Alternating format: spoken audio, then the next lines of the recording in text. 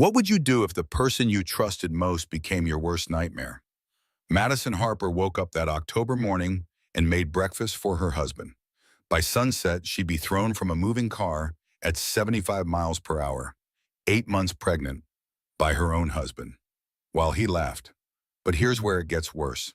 She gave birth on a highway shoulder, surrounded by strangers filming her pain. And within 48 hours, a judge gave custody of her newborn baby to the man who tried to kill her. You think that's the end? You think she gave up? You have no idea what a mother with nothing left to lose is capable of. This is the true story of Madison Harper, a story about betrayal so calculated it'll make your blood run cold, about a system that protects the powerful, and about one woman's fight to get her daughter back from a monster in a designer suit. Stay until the end, because the way she takes him down, absolutely brilliant. And if this story makes you feel something, hit that like button.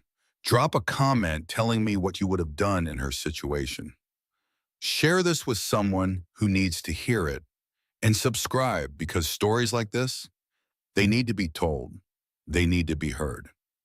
Now let's begin with me. The day everything changed. Madison Harper woke up on October 12th and made her husband's favorite breakfast. Scrambled eggs with chives, fresh coffee, a kiss on the forehead before he left for meetings. By 6:37 p.m. that same day, she would give birth on Interstate 40 after being thrown from a moving car. By midnight, he would have custody of their newborn daughter. By 48 hours later, she would have lost everything. Her child, her home, her sanity. But 72 hours after that, she would make one phone call that would destroy him completely. This is Madison's story, and it starts with one terrible mistake. She trusted the wrong person. If you've ever ignored red flags because you wanted to believe someone loved you, stay with me, because what happens to Madison could happen to anyone. It could happen to you. The Nashville penthouse gleamed in the early morning light. Floor-to-ceiling windows framed the skyline, all glass and steel and possibility. Madison stood at the kitchen counter, one hand on her 8-month pregnant belly, the other folding tiny pink clothes she'd washed the night before. The nursery was half finished. Pink walls, a white crib already assembled, stuffed animals arranged on shelves. Everything perfect, everything planned, everything exactly as it should be for a tech billionaire's first child. Garrett Harper emerged from the bedroom wearing a designer suit that cost more than most people's monthly rent. His watch caught the light, platinum and diamonds. He was handsome in that sharp, calculated way. Blue eyes that could look warm when he wanted them to. A smile that had convinced investors to hand over millions. Smells amazing, baby, he said, kissing Madison's forehead. The gesture was automatic, practiced. Board meeting today? Madison asked, setting a plate in front of him. Yeah, probably run late. Don't wait up. He scrolled through his phone while he ate, barely tasting the food she'd carefully prepared. Emma's kicking like crazy. Feel. Madison reached for his hand, pressed it against her belly where their daughter's foot pressed outward. Garrett touched her stomach for exactly 3 seconds, then pulled away. That's great. Gotta run. Love you. He grabbed his phone, his coffee, his leather briefcase. The elevator doors closed behind him, and Madison was alone again. The way she'd been alone for most of this pregnancy, even when he was in the room. She turned to clear his plate and froze. His personal phone sat on the counter, forgotten. The screen lit up with a notification. Madison stared at it. She shouldn't look. That was the rule, wasn't it? Trust your husband. Respect his privacy. Don't be one of those paranoid wives, but something made her pick it up. The text preview on the screen made her blood run cold. Victoria-work. After she delivers, file immediately. You'll get full custody with her postpartum depression documented. Madison's hands shook as she unlocked the phone. She knew his passcode. He'd given it to her years ago, back when he still pretended they had no secrets. Back when he still touched her like she mattered. She scrolled through the messages. Dozens of them. Hundreds. She suspects nothing. Therapist confirmed anxiety diagnosis. 6 more weeks, then you're free. The prenup is ironclad. She gets nothing. Once the baby's here, we move. Paper's already drawn up. Madison ran to the bathroom and vomited. Not from pregnancy, from fear. She stared at herself in the mirror. 32 years old, college educated, former marketing executive at a firm where she'd been on track to make partner. She'd quit when she married Garrett because he said she didn't need to work. He'd take care of everything. And she'd believed him. The memories hit her like physical blows. Garrett suggesting therapy for her pregnancy anxiety. The therapist asking pointed questions about paranoid thoughts.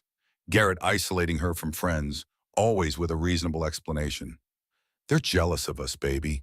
You need to focus on the baby, not drama. Her college roommate Reese had stopped calling after Garrett told her Madison needed space.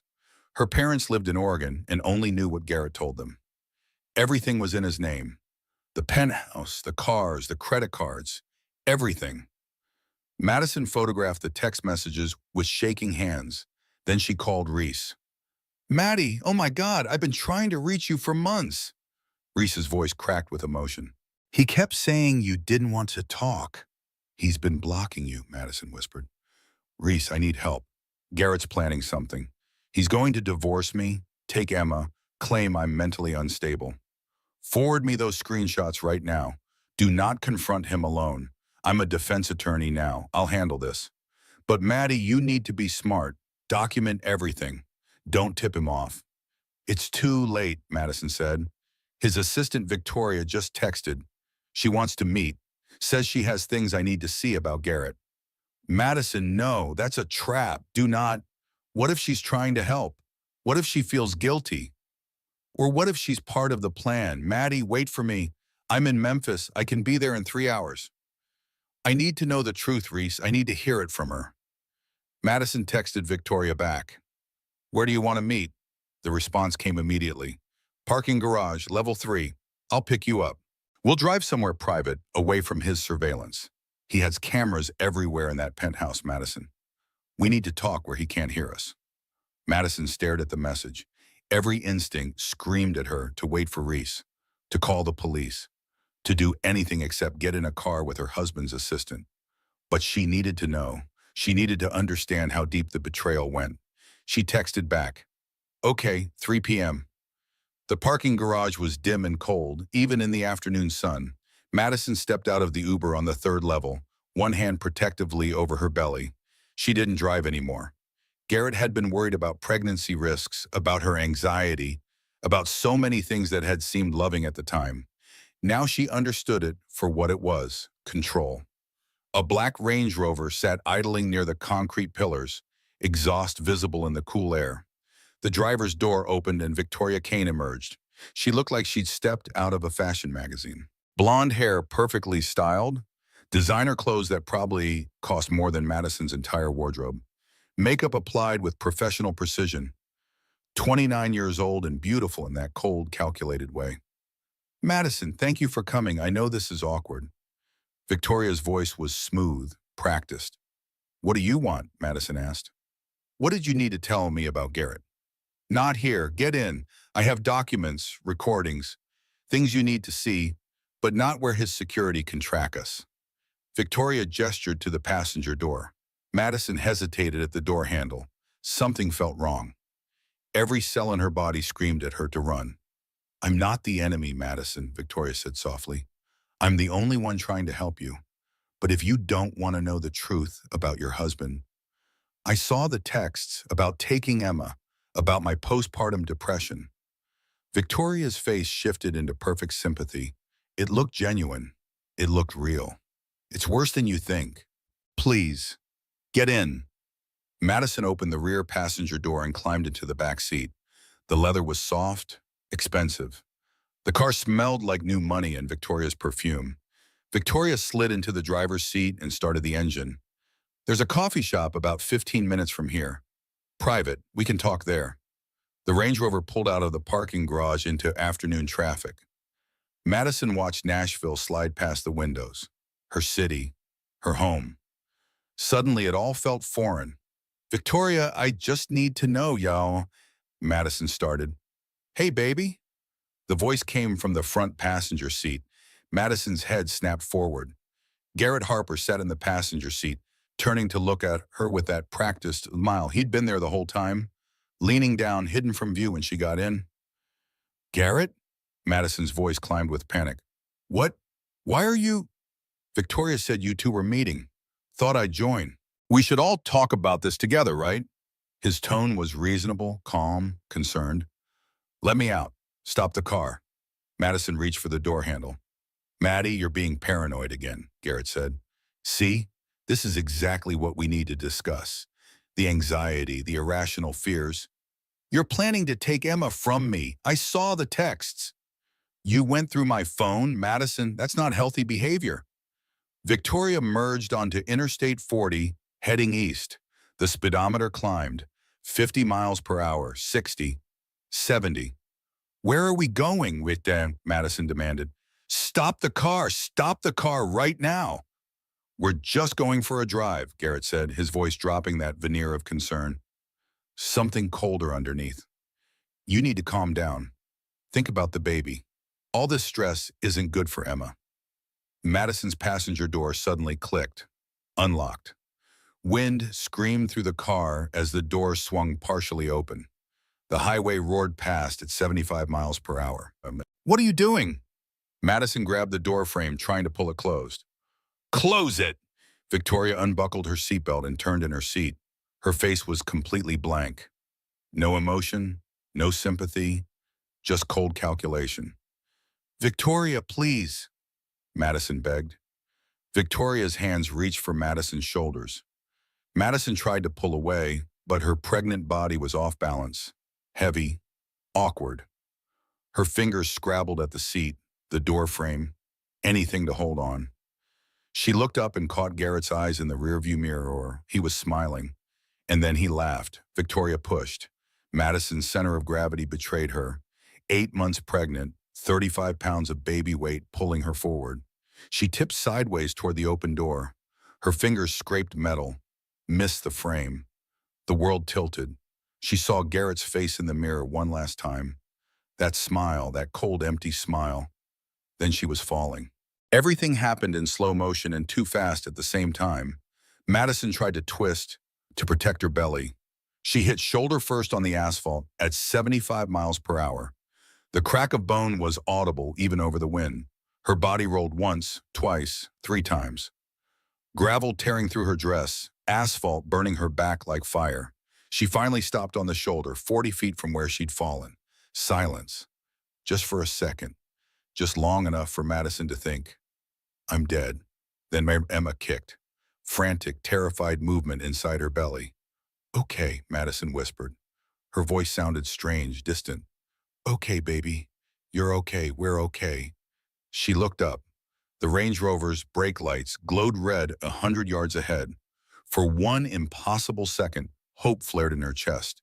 They were stopping, coming back. It was a mistake, an accident, a terrible, horrible accident. The brake lights went dark. The Range Rover accelerated and disappeared around the bend. They left. They actually left me to die. Pain hit then, different from the road rash and broken bones. Deep, rhythmic, impossible to ignore. Contractions. No, Madison gasped. No, not now. Please, not now. She was 5 weeks early, blood soaked through her dress.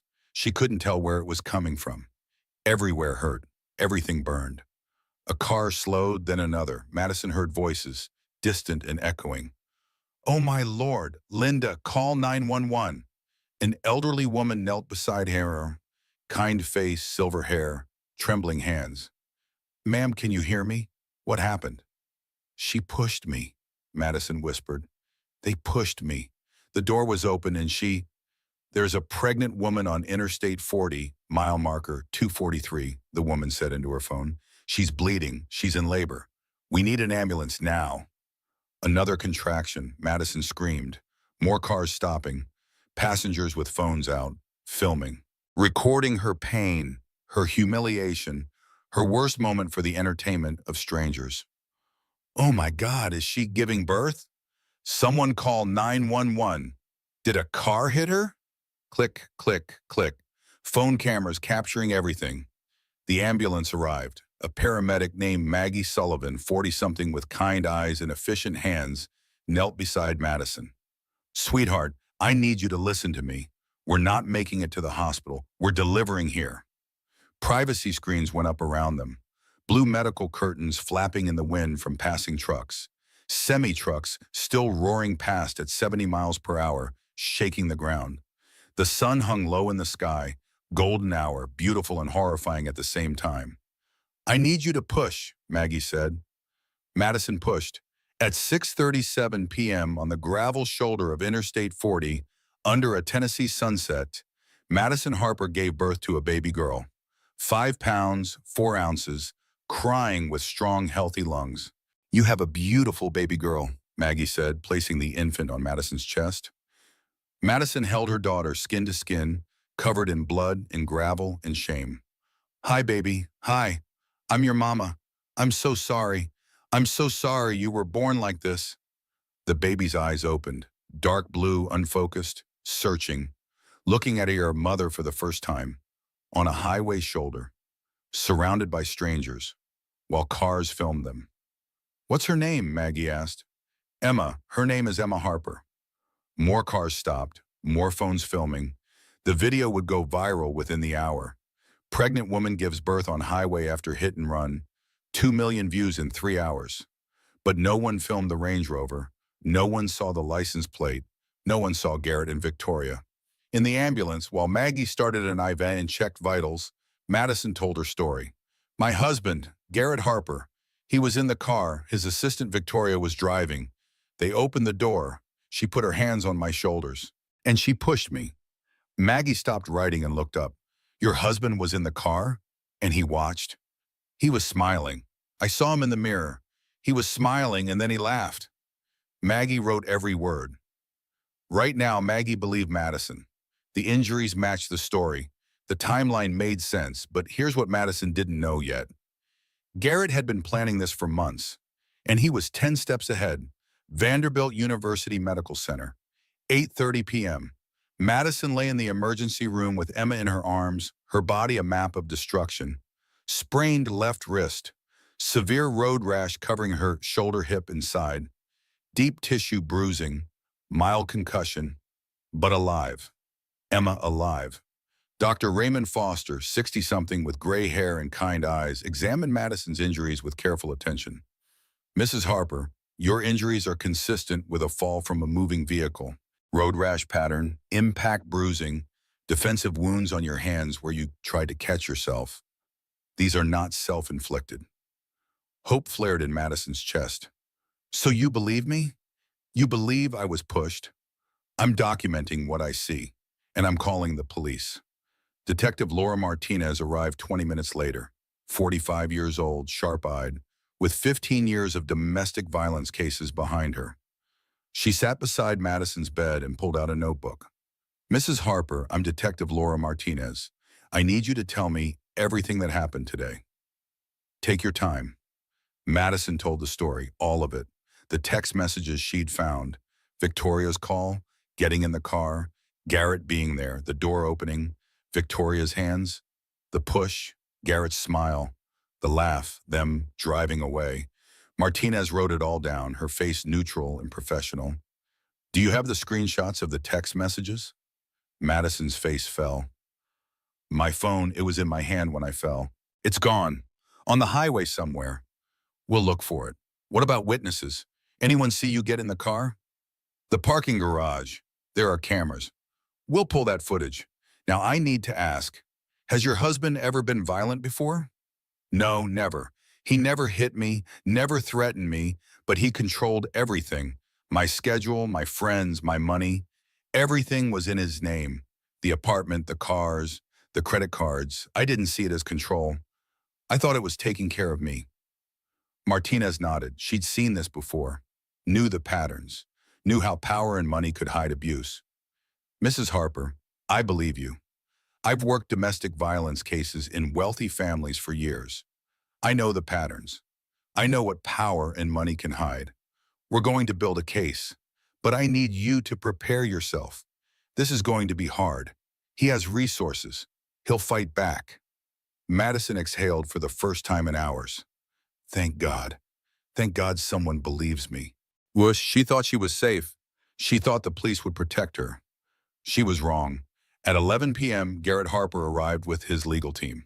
4 lawyers led by Diana Rothschild, 50-something in Chanel, $1,500 an hour. Garrett wore different clothes now, designer casual, the costume of a distraught husband. His face was perfect concern, perfect anguish. I need to see my wife, he said to the hospital staff. Please, is she okay? Is the baby okay? Sir, Mrs. Harper has requested no visitors. I'm her husband. That's my daughter. What do you mean, no visitors? Detective Martinez intercepted him. Mr. Harper, I'm Detective Martinez. We need to talk. Detective? What's going on? The hospital said Madison was in an accident. Where were you today between 3 p.m. and 7 p.m.? At my office, board meeting, then conference calls. Why? Diana Rothschild stepped forward. I'm Mr. Harper's attorney. Unless you're charging my client with something, this interview is over. Diana presented evidence from her briefcase with the efficiency of someone who'd been preparing for this moment. Security footage on a tablet showing Garrett entering Harper Tech headquarters at 2:45 p.m. Keycard logs showing 23 entries on multiple floors between 3 and 9 p.m. Conference call records showing Garrett on video with 7 participants from 3 to 5 p.m. Witness statements printed and notarized from the CFO, board members, assistants, all saying Garrett was in meetings. Your wife says you were in the vehicle when she was pushed from it, Martinez said. Garrett's face showed perfect shock, perfect hurt. That's impossible. I was at work, all day. I have proof. Detective, my wife has been struggling. The pregnancy has been hard on her mentally. She's been paranoid, anxious. I've been trying to get her help. My client has documentation of Mrs. Harper's declining mental state, Dinah said. Therapy records showing paranoid ideation, accusations of infidelity, erratic behavior. We'll provide everything. The vehicle in question was a black Range Rover registered to Harper Tech.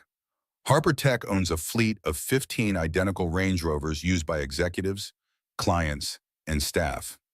Anyone could have been driving any of those vehicles.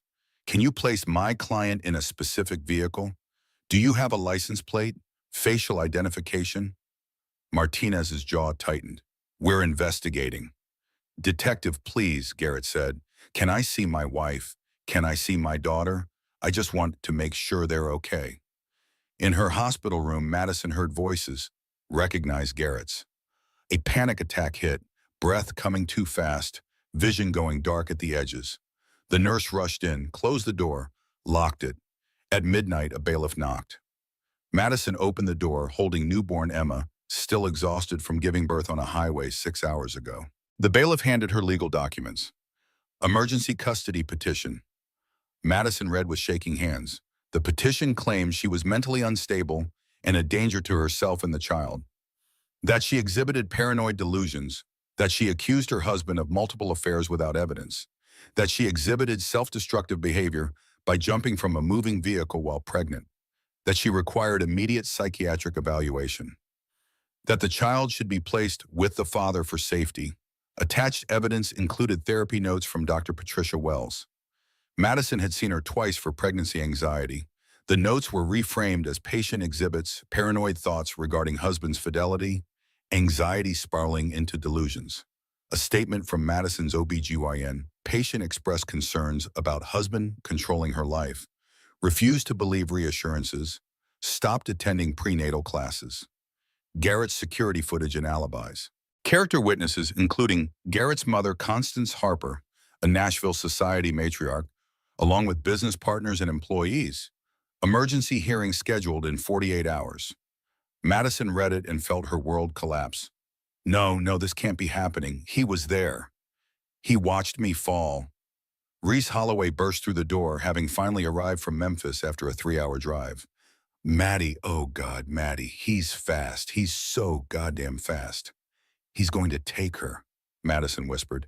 He's going to take Emma, and everyone's going to believe him because he has money and lawyers, and I have nothing. You have me. I'm a defense attorney now, remember? I've been fighting these kinds of cases for 5 years. We're not giving up. We have 48 hours to build a defense.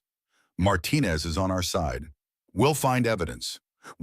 He has an alibi, Reese. He has security footage. How do I prove he was in that car when he's on camera at his office? Reese went quiet. She didn't have an answer. Davidson County Courthouse. 10 a.m. 2 days after Emma was born on a highway, Judge Patricia Morrison, 62 years old with 20 years of family court experience, presided over Harper versus Harper, emergency custody petition. She was known as fair, but by the book. Garrett Harper sat at the plaintiff's table in a designer suit, perfect hair, the mask of a devastated husband firmly in place. Diana Rothschild and 3 associate lawyers flanked him like war machines in tailored armor. Madison sat across the aisle in borrowed clothes Reese had brought. Still bandaged, still exhausted, still bleeding. Reese Holloway sat beside her, a solo attorney outmatched but fierce. Baby Emma was with a court-appointed social worker in an observation room. Diana Rothschild stood to present Garrett's case. Your Honor, this is a tragic situation. A new mother, suffering from postpartum psychosis, endangered her unborn child and is now making wild accusations against the one person trying to help her husband. The evidence will show Mrs. Harper has a documented history of anxiety and paranoid delusions. Mr. Harper has an ironclad alibi. He was at work when this incident occurred. Mrs. Harper's injuries are consistent with self-inflicted harm. The child is at immediate risk if left in her care. Garrett Harper took the stand. Diana walked him through his testimony with practiced efficiency. Mr. Harper, please tell the court about the last few months with your wife. Garrett took a deep breath, composing himself. Your Honor, about 3 months ago, Madison started changing. She became convinced I was having affairs. With my assistant, Victoria, with colleagues, with women I'd never even met. His voice broke perfectly. She'd go through my phone while I slept, follow me to work, show up at meetings unannounced, demanding to know who I was with. I begged her to get help. I scheduled therapy appointments. She went to 2 sessions and then refused to go back. She said the therapist was working with me to gaslight her. He wiped his eyes. I was terrified, not for me, for the baby. I started documenting everything, trying to build a case to get her help. But I never thought he couldn't finish, too emotional. Judge Morrison leaned forward. Take your time, Mr. Harper. 3 days ago, I was in board meetings all day. I have security footage, I have witnesses, I have phone records. I was at my office from 3 p.m. until 9 p.m. Around 8, I got a call from Vanderbilt Hospital. They said Madison had been in an accident, that she'd given birth on a highway after falling from a car. He looked at Madison. I rushed there, and do you know what she said to me? She said I pushed her. Me, the man who's loved her for 6 years, the father of her child. And in that moment, I realized I've lost her. Not to an accident, to her own mind, to paranoia so deep she can't separate reality from delusion anymore. He addressed the judge directly. Your Honor, I don't want to take Emma from Madison. I want Madison to get help. But until she does, I can't risk our daughter's safety. I can't let Emma be with a mother who might hurt herself again. Or worse, he trailed off, the implication hanging in the air. The courtroom was silent. Half the gallery was crying. Reese cross-examined, but Diana had built the case too well. Every question Reese asked had an answer. Every hole she tried to poke had been plugged. Madison took the stand and told her story. But under Diana's cross-examination, it fell apart. Well, Harper, you admit you've been experiencing anxiety? Yes, but difficulty sleeping? During pregnancy, that's normal. Paranoid thoughts about your husband's fidelity? They weren't paranoid. I found evidence. Evidence you claim was on your phone, a phone that's conveniently missing. It flew from my hand when I was pushed, or when you jumped. I didn't jump. Mrs. Harper, my client has 23 keycard entries, security footage, and 7 witnesses placing him at his office during the time you claim he was on Interstate 40. How do you explain that? He faked it. He edited the footage. He paid people. Do you have proof of this elaborate conspiracy? No, but no proof, just theories. Mrs. Harper, isn't it true that you stopped attending therapy because the therapist suggested you were experiencing prenatal anxiety? She was asking leading questions, trying to make me seem trying to help you. And you rejected that help, just like you're rejecting reality now. Mrs. Harper, you threw yourself from a moving vehicle while 8 months pregnant. That's not the behavior of a stable person. Madison broke down. I didn't jump. I was pushed. Why won't anyone believe me? Your Honor, this outburst demonstrates exactly what we've been describing. Mrs. Harper cannot regulate her emotions. She's creating an elaborate delusion to avoid facing what she did. The child is not safe with her. Madison stood, screaming. He watched me fall. He smiled. You're all letting him get away with it. Ma'am, sit down, the bailiff said. Judge Morrison banged her gavel. Mrs. Harper, control yourself or I'll hold you in contempt. Madison collapsed into her chair, sobbing. Garrett spoke to the judge, voice dripping with concern. Your Honor, I apologize. This is exactly what I was describing. She can't control herself. I'm terrified for Emma. Reese presented what evidence she had. Dash cam footage from a truck driver showing a figure falling from a vehicle. Too grainy to identify faces or plates. Paramedic testimony. Madison immediately said she pushed me, he watched. Medical evidence from Dr. Foster confirming injuries consistent with a fall from a moving vehicle. Diana tore it all apart. The dash cam was too grainy. Paramedic testimony was hearsay from a traumatized patient. Medical evidence was also consistent with a self-inflicted jump. Judge Morrison delivered her ruling. This is one of the most difficult cases I've presided over. I have two conflicting narratives. Mrs. Harper claims attempted murder. Mr. Harper claims mental illness and self-harm. The evidence is inconclusive. The video doesn't definitively show what happened. The alibis are strong. The medical evidence supports both scenarios. However, my primary concern is the child's safety, and I cannot ignore Mrs. Harper's documented anxiety, her rejection of therapeutic help, her accusation against a man with a rock-solid alibi, her emotional outburst in this courtroom. Mr. Harper has provided extensive documentation of stability, resources, and concern for his daughter's welfare. Therefore, I'm granting temporary custody to the father, pending full psychiatric evaluation of the mother. Mother will have supervised visitation 4 hours daily at a court-approved facility. Child will reside with paternal grandmother Constance Harper until permanency hearing in 30 days. The gavel fell. Madison's scream was primal, animal, broken. No, you can't. She's my baby. The bailiff approached. Ma'am, I need you to hand over the child. The social worker brought Emma from the observation room. Madison clutched her daughter, sobbing. Please don't take her. I'll do anything. Please. Reese held Madison's shoulders, crying too. Maddie, if you resist, they'll charge you with contempt. You'll lose all visitation. You have to let her go. You have to. Constance Harper stepped forward. Elegant, cold, 65 years old in pearls and a tailored suit. Madison looked at her daughter. Emma, baby, Mama loves you. Mama loves you so much. I'm coming back. I promise I'm coming back for you. She kissed Emma's forehead one last time and handed her to the bailiff. She watched Constance take Emma, watched Garrett put his hand on his mother's shoulder, steering them toward the exit. Garrett glanced back, caught Madison's eye, and smiled. Madison collapsed. Reese caught her while she shattered. If you're watching this and crying, if you're screaming at your screen, if you can't believe the system just failed her this badly, you're not alone. This is how abusers win, not with violence, with performance, with money, with a system that trusts men in suits over women in pain. But here's what Garrett Harper doesn't know. He just made a fatal mistake. He gave Madison nothing left to lose.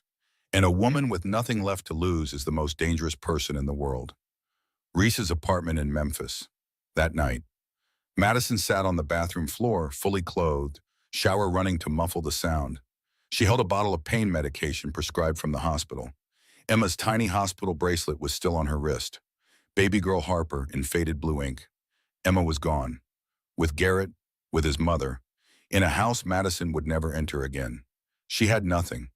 No home, it was his. No money, it was his. No daughter, the court gave her to him. Nobody believed her. The police couldn't prove it. The judge thought she was crazy. Maybe she was crazy. Maybe she did jump. Maybe she imagined the whole thing. Maybe Emma was better off without her, without a broken mother who couldn't even protect her. Maybe the kindest thing she could do was disappear. Madison opened the pill bottle, counted out pills. 10, 20, 30, enough. Her phone rang, unknown number. Madison stared at it, almost ignored it. Something made her answer. Hello? Her voice was hollow. Madison, it's Constance. Madison's grief turned to hostility instantly. Why are you calling? You have Emma. You won. What more do you want? Long silence. I need to tell you something, Constance said. About Garrett, about my husband, about me, about a boy named Daniel. Constance's voice shook as she spoke. Madison, Garrett had a brother, Daniel, 3 years older. He died 20 years ago. Daniel was 17. His girlfriend was 16. She got pregnant. We were mortified. Old Nashville family, you understand. The scandal. But Daniel loved her, wanted to keep the baby, wanted to marry her when they turned 18. One night, there was a party at our house. Daniel's girlfriend, Emily, was there, 4 months pregnant. She fell down our basement stairs. Concrete stairs, 13 steps. She lost the baby, broke her arm, traumatic brain injury. She was never the same after.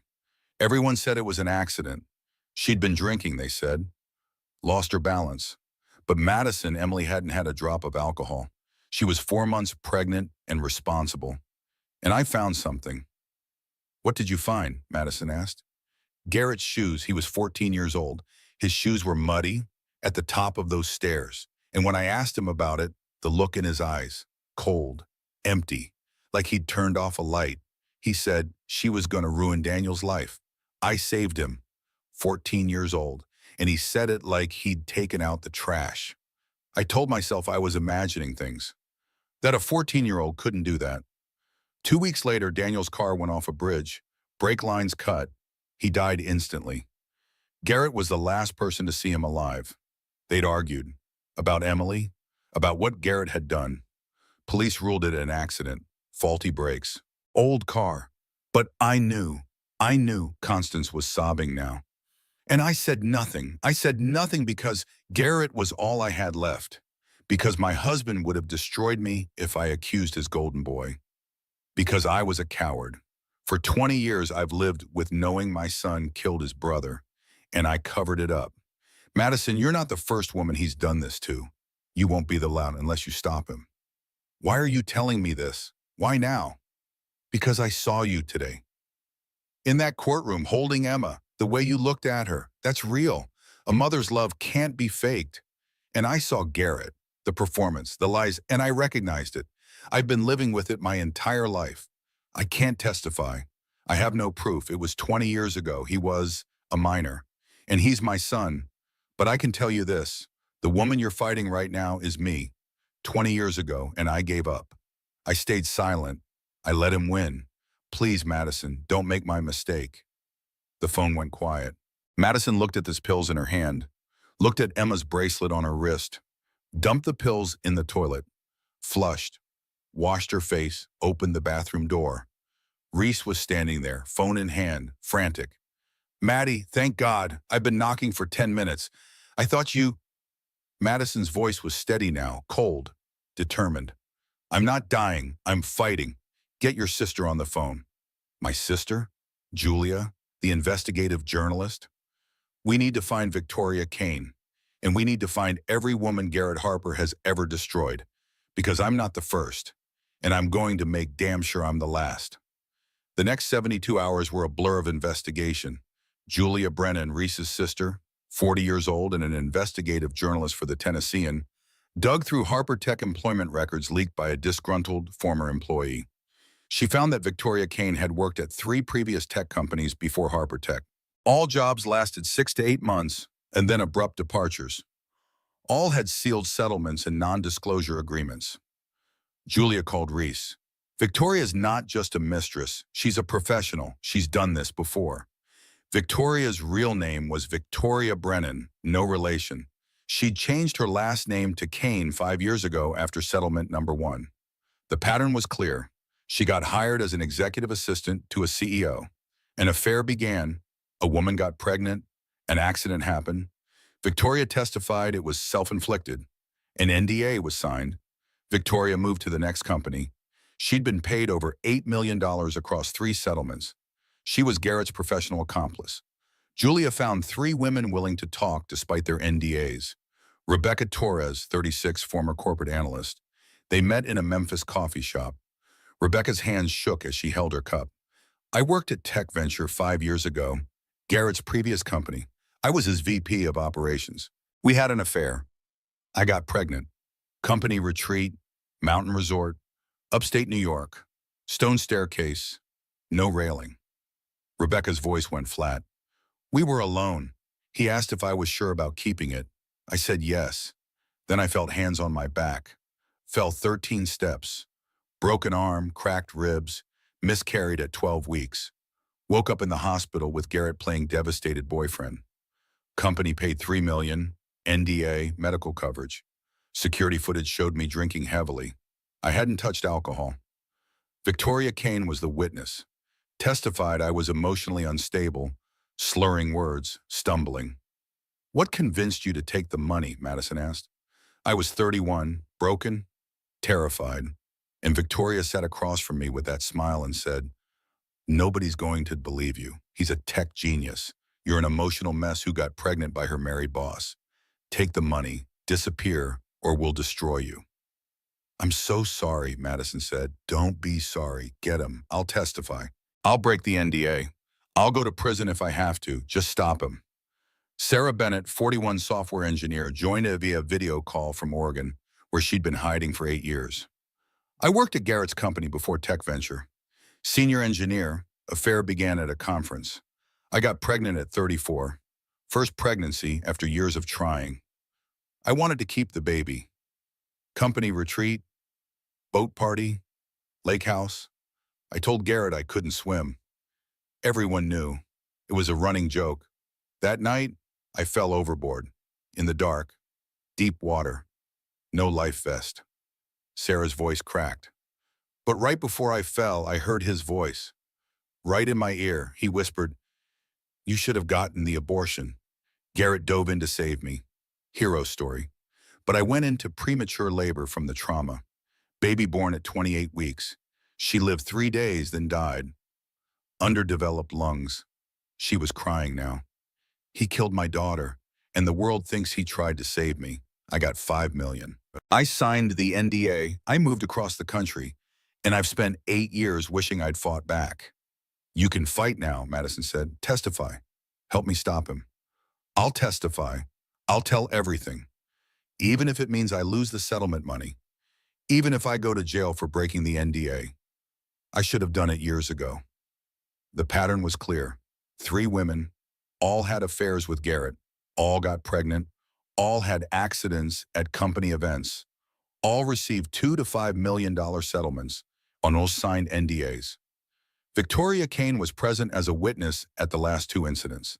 Her testimony was always the same. The woman was unstable, emotional, self-destructive. This isn't about one woman, Reese said. This is a system. Victoria's the fixer. She helps Garrett eliminate problems. They've been doing this for years.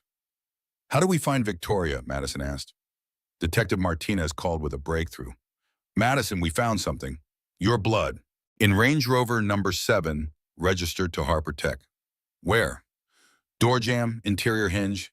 Garrett had the vehicle detailed the day after the incident, but they missed a spot. DNA match, 99.9% your blood. That proves I was in that car. It proves you were in a car. Garrett's lawyers will say anyone could have been driving it. We still can't place him behind the wheel. What about the gas station footage you mentioned? We're enhancing it now. There's a Shell station 12 miles from where you fell. Cameras caught a black Range Rover, timestamp matches. We're running facial recognition on the driver and passenger. Should have results in 24 hours. Madison felt hope for the first time in days. We're building a case, real evidence. It's happening. Martinez is filing for arrest warrants once facial recognition comes back, Reese said. New custody hearing will be scheduled. We can get Emma back. The next day, Madison had her supervised visitation. 4 hours with Emma at a court-approved facility, a social worker watching from across the room. Emma was 5 days old now, filling out, growing already. Madison held her daughter, sang to her, rocked her, memorized every detail. Mama's coming for you, baby. I promise.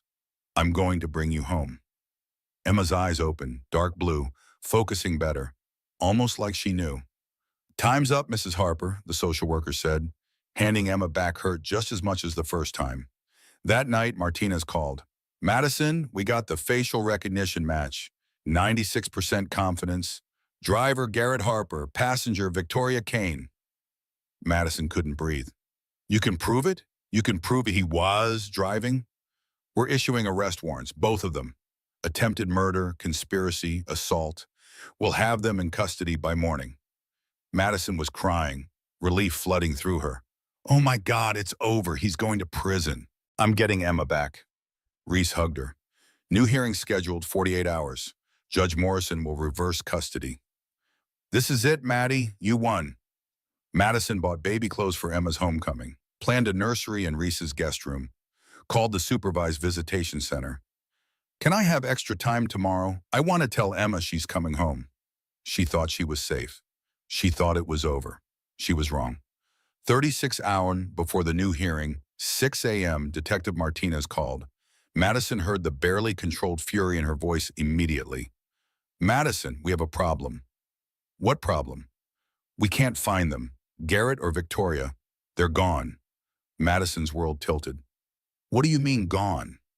Last verified sighting, yesterday morning, 9 a.m. Garrett at Harper Tech, security footage. Victoria at her apartment, doorman confirmation. Then nothing. No credit card activity. No phone pings, no movement. What about Emma? Where is Emma? That's the other problem. Constance Harper called 911 this morning. She woke up, Garrett and Emma were gone. No note, no explanation. Just gone. Police searched Constance's home. Constance was genuinely distraught. I put Emma to bed at 8 p.m. When I woke at 6 a.m., Garrett's room was empty. Emma's bassinet was empty. I thought maybe he took her for a walk, but his car is gone. His clothes are gone. They found Garrett's laptop, deliberately left behind.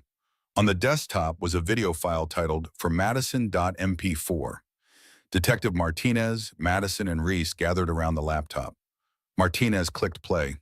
The video showed a hotel room, location unknown.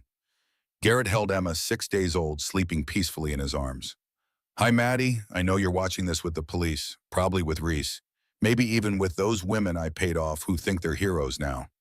He stroked Emma's cheek. Here's the thing about evidence. You need me. You need me in a courtroom. You need me in handcuffs. And I'm not going to be there. By the time you see this, Emma and I are somewhere you'll never find us. Somewhere my money goes very, very far. Somewhere without extradition. He leaned close to the camera and whispered, I told you from the beginning, Maddie. I'm always 10 steps ahead. You thought some grainy video and bitter ex-girlfriends would destroy me? I built a tech empire from nothing. I've been planning exit strategies since the day I started Harper Tech. He kissed Emma's forehead. I'll raise our daughter well. I'll tell her stories about you. How you were troubled. How you tried. How you jumped from a car because you couldn't handle reality. And every birthday, every Christmas, every milestone, I'll think of you. Alone. Knowing you'll never see her again. Final close-up, his eyes cold and empty. Thanks for the baby, Maddie. Goodbye. The video ended abruptly. Madison's scream was primal, animal, broken. No, no, no, no, he took her. He has Emma, no. She collapsed, hyperventilating. Couldn't breathe. We'll find them, Reese said, holding her. Interpol, FBI, will... Martinez's expression was grim. If he's smart, and he is, he has multiple fake identities. Could be in South America, Eastern Europe, Southeast Asia by now. Could take years to find them, if we find them. I lost, Madison whispered. He wins. He took everything and I failed her. I failed Emma. Maddie, don't say that. She's gone. My baby is gone and I'll never see her again. This is the moment where most people break, where the system wins, where the abuser gets away with it forever. Where mothers lose their children to men with money and power and no conscience. And if you're angry right now, if you're screaming at your screen, if you want to reach through and shake someone, anyone, to do something, hold on to that feeling. Because Madison is about to make one choice that will change everything. She's about to do something no one sees coming. She's about to become the thing Garrett Harper should have feared most. A mother with nothing left to lose. 2 hours after the video, Madison sat alone in Reese's apartment. Reese was out coordinating with police, FBI, Interpol. Madison stared at nothing. Empty. Her phone rang, unknown number. International code +501, Belize. Madison answered. Hello? Madison, it's Victoria. Don't hang up. Please don't hang up. Rage exploded through Madison. You. Where is he? Where's my daughter? Where's Emma? Listen to me. I don't have much time. He doesn't know I'm calling. I'm in the bathroom. He thinks I have maybe 2 minutes. Why should I believe anything you say?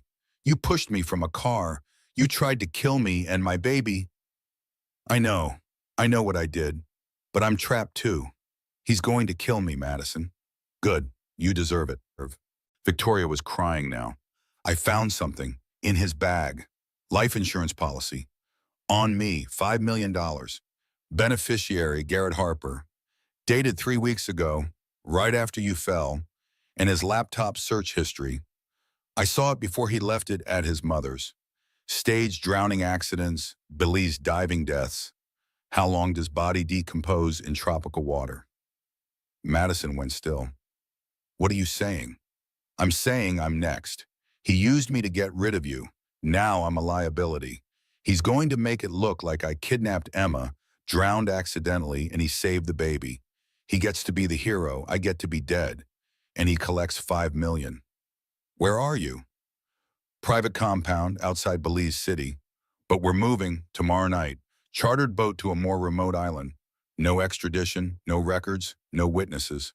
Once we're there, I'm dead. Tell me where you are right now, exact location.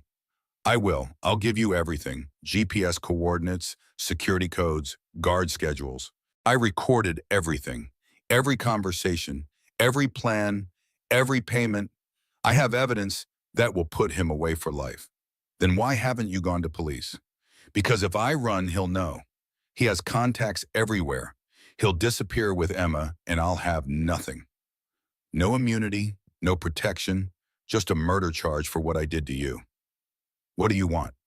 Immunity, full immunity from prosecution, witness protection, new identity, I testify, give you everything, and you make sure Garrett goes to prison, and I live long enough to spend my immunity.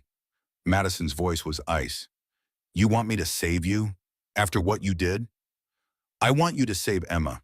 This isn't about me or you anymore. It's about getting your daughter back before he disappears forever. Or before he realizes I'm a liability and I accidentally drown tomorrow. How do I know you're telling the truth? Madison's phone buzzed. Photo message. Emma sleeping in a car seat. Garrett visible in background. On phone, distracted. GPS metadata embedded. Belize City. Exact coordinates. Timestamp 11 minutes ago. He's on a call with his lawyers right now. Doesn't know I'm in here. But if I don't get out soon, he'll notice. Madison, I have 30 seconds.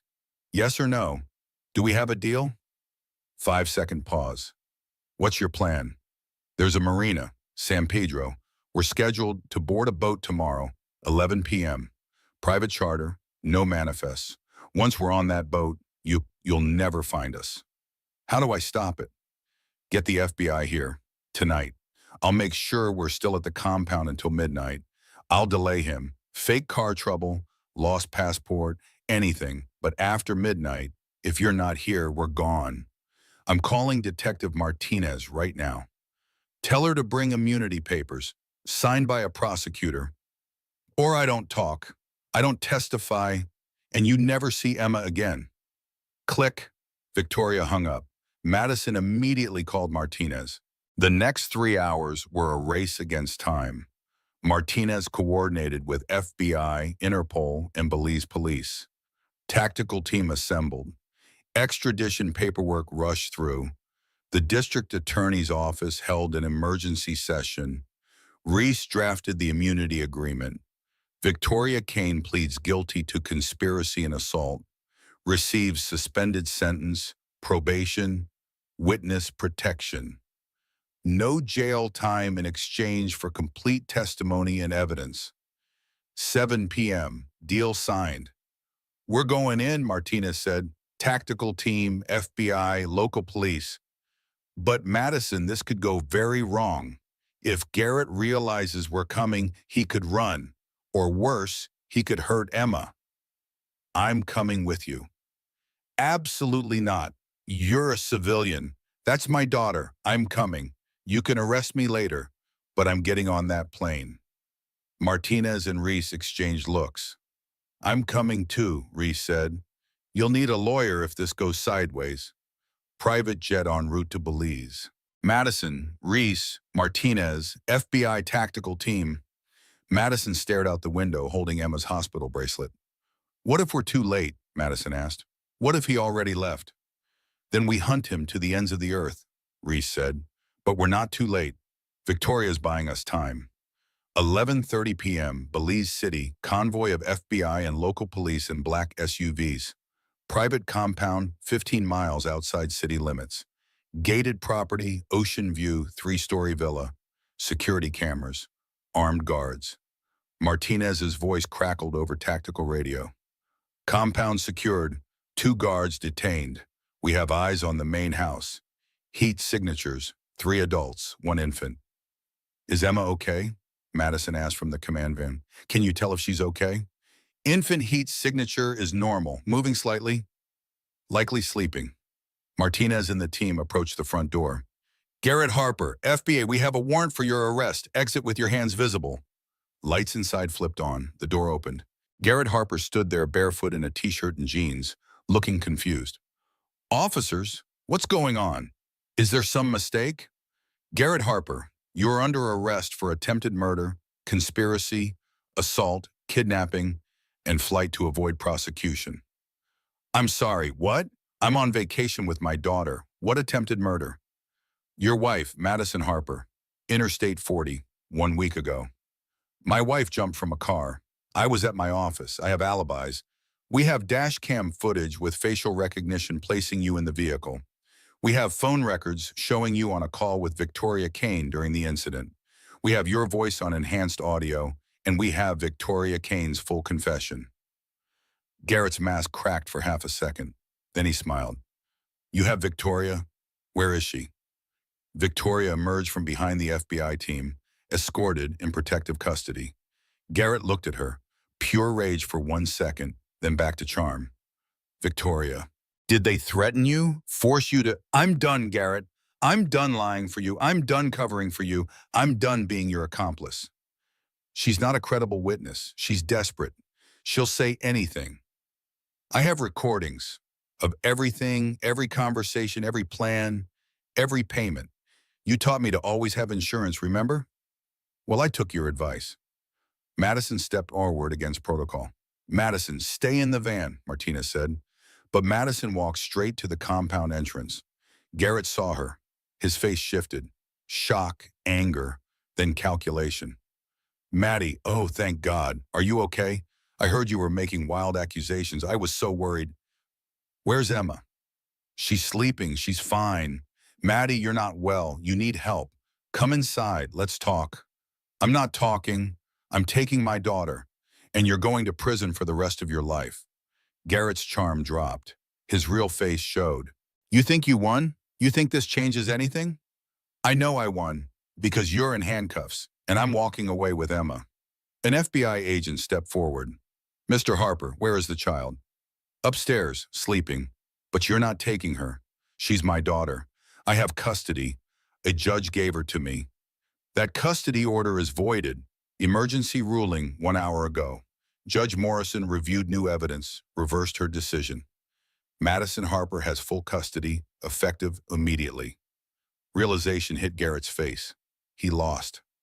Garrett's voice dropped to a whisper meant only for Madison. You really think this is over? I'll appeal. I have money hidden you'll never find.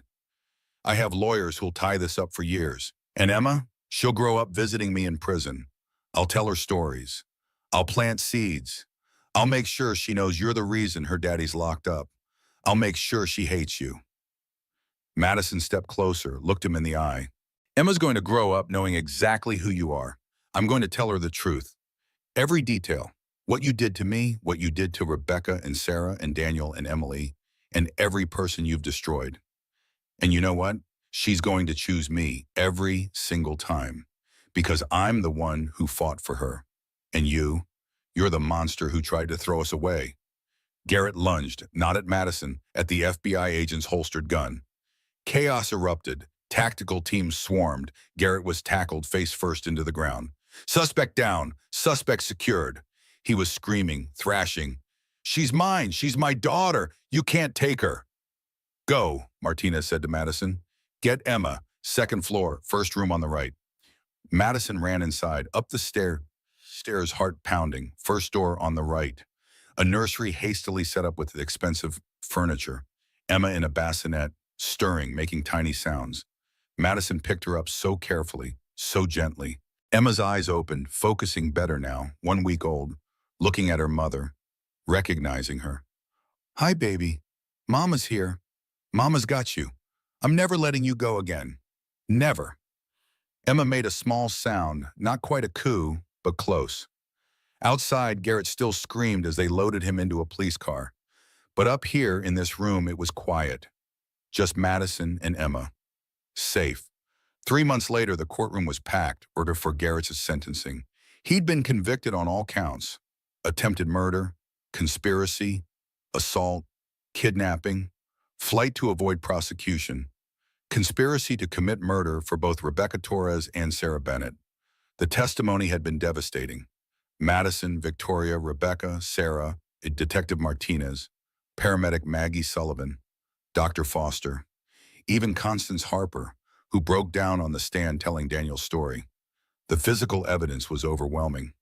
Dash cam footage with enhanced audio capturing Garrett's voice. "Do it now," Victoria's reply. "Are you sure?" Garrett's response. "Push her. GPS and phone records showing Garrett's phone pinging off Interstate 40 towers, not downtown towers, during the incident. Madison's blood in Range Rover number 7. Financial records showing payments to Victoria, to a security company for footage editing, to witnesses. Victoria's recordings of dozens of conversations. The life insurance policy on Victoria, $5 million. Beneficiary Garrett Harper. Judge Patricia Morrison stood to deliver the sentence. "Mr. Harper, I stand before you today carrying a profound regret. 3 months ago in my courtroom, I failed Madison Harper. I let your performance, your resources, your carefully constructed lies convince me to take a mother's child from her. That mistake haunts me. It will haunt me for the rest of my career. But today, I have the opportunity to correct that failure. You are not a businessman. You are not a philanthropist. You are not a victim of a mentally unstable wife. You are a predator, a manipulator, a man who has spent years destroying women who trusted you, loved you, carried your children. You threw your pregnant wife from a moving vehicle and laughed. You kidnapped your newborn daughter. You planned to murder your accomplice. And you almost got away with it. Mr. Harper, it is the judgment of this court that you be sentenced to 35 years in federal prison. No possibility of parole for 25 years. Lifetime restraining order. No contact with Madison Harper or Emma Harper. Complete forfeiture of parental rights. May you spend every day of those 25 years thinking about what you threw away. And may you never, ever touch another woman's life again." The gavel fell. As bailiffs dragged Garrett away, he looked at Madison. "You think you won? I'll appeal. I have money, I have—" Madison stood, calm and cold. "You have nothing, Garrett. Your company voted you out. Your stock crashed. Your mother testified against you. Your friends won't return your lawyer's calls. Your appeals will fail. And Emma, she's going to grow up happy, loved, safe. She won't remember you. And I'll make sure she knows exactly what kind of man would throw his pregnant wife from a car. Every single detail." Garrett screamed as they dragged him out. Madison didn't flinch. Outside the courthouse, Madison held Emma, 3 months old now, healthy and thriving. Press conference with Reese and Martinez flanking her. A reporter called out, Mrs. Harper, how does it feel to finally have justice? It doesn't feel like justice. It feels like survival. Justice would be Emma never knowing any of this happened. Justice would be those 25 other women Garrett destroyed over the years getting their time back. Justice would be me not waking up screaming every night. What's next for you? Healing, fighting for other women. I'm starting a foundation, Emma's Voice, to help domestic violence survivors with legal fees, housing, childcare. Because the system failed me, and it fails women every single day. We're going to change that. Any message for other survivors? Madison looked directly at the camera. If you're trapped, leave. If you're being gaslit, trust yourself. If they're telling you you're crazy, you're not. If they're using money, power, the courts against you, fight harder. I was thrown from a moving car while 8 months pregnant. I gave birth on a highway. I lost custody of my daughter to the man who tried to kill me, and I got her back. If I can survive, so can you. You're not alone. You're not crazy. You're not powerless. You're survivors, and survivors fight back. 6 months later, Madison pulled her car onto the shoulder of Interstate 40 at mile marker 243. First time she had driven since the incident. Emma was 9 months old now, babbling in her car seat, reaching for toys. Madison got out, opened the back door, unbuckled Emma, held her daughter on her hip, walked to the exact spot. A small memorial was there. Strangers still left flowers. Madison added white roses. This is where you were born, baby girl. Right here. Mile marker 243. The worst day of my life. The best day of my life. Someday when you're older, you'll ask me about your father, about what happened, about why we have nightmares, about why mama doesn't drive on highways without crying sometimes. And I'll tell you the truth, all of it, because you deserve to know. I'll tell you he was a monster, but I'll also tell you you are not him. You are my daughter. You are strong and fierce and loved. You came into this world on a battlefield. You're going to leave it a warrior. Emma babbled, reached up, touched Madison's face. Madison was crying now, but smiling. I'm not okay yet. Maybe I'll never be fully okay. I have PTSD. I have panic attacks. I can't watch car scenes in movies. I can't let you out of my sight for more than an hour without spiraling. But I'm alive. You're alive, and he's in a cage. Some days that's not enough. Some days that it's everything. As Madison drove away, her thoughts continued. This isn't a fairy tale. I didn't ride off into the sunset. I drive to therapy 3 times a week. Emma has developmental delays from premature birth. We do physical therapy every morning. I wake up screaming most nights. I can't trust anyone new. Dating is impossible. Rebecca and Sarah speak publicly now. They have PTSD too. Victoria disappeared into witness protection. I'll never know if she found peace. Constance Harper took her own life 2 months after the trial. Left a note. I should have stopped him 20 years ago. I'm so sorry. The foundation struggles. Donors don't want to support controversial causes. Online trolls are relentless. Gold digger, she made it all up. Baby trap gone wrong. But Emma is here. Emma is safe. Emma will grow up knowing her mother fought for her. And maybe someday I'll heal. Maybe the nightmares will stop. Maybe I'll learn to trust again. Or maybe I won't. Maybe this is the cost of survival. Maybe warriors carry scars. But we're standing. We're breathing. We're free, Emma. And some days that's enough. Some days that's everything. 2 years after Garrett's sentencing, Madison stood at a podium addressing a room full of domestic violence survivors. Emma's Voice Foundation had grown beyond her wildest dreams. They'd helped over 200 women with legal fees, housing, and childcare. Rebecca Torres and Sarah Bennett sat in the front row, both now advocates and board members. Emma, 2.5 years old, played quietly in the back with a volunteer, her developmental delays largely overcome through therapy and love. I used to think surviving meant the moment I got Emma back, Madison said to the assembled crowd. But I've learned that surviving is every day. It's every therapy session, every nightmare I wake up from, Every time I choose to get out of bed and fight. Garrett Harper is in prison, but I'm not defined by what he did to me. I'm defined by what I did after, by the choice I made to fight, by the women who stood with me, by the daughter I refused to lose. You're here because you survived too. Maybe you're still fighting. Maybe you're still scared. Maybe you're still trying to figure out how to rebuild. That's okay. Healing isn't linear. Justice isn't always served. But you're here. You're breathing. You're standing. And that's everything. The room erupted in applause. Madison stepped down from the podium and walked to Emma, who ran into her arms with a bright smile. Mama! Hi, baby. Ready to go home? Home. They walked out together hand in hand into the Nashville sunshine. Behind them, the foundation Madison had built from her pain. Ahead of them, an uncertain future. But they were together. They were safe. They were free. And for Madison Harper and her daughter Emma, that was enough. Garrett Harper is serving 35 years in federal prison with no possibility of parole until 2049. Madison Harper's Emma's Voice Foundation has helped over 500 domestic violence survivors as of 2026. Emma Harper is a thriving, healthy 4-year-old starting preschool. Rebecca Torres and Sarah Bennett continue their advocacy work and have both found peace. Victoria Kane lives under witness protection with a new identity. Constance Harper died by suicide in 2024, leaving her entire estate to Emma's Voice Foundation. This is not a victory story. This is a survival story. 1 in 4 women experience domestic violence.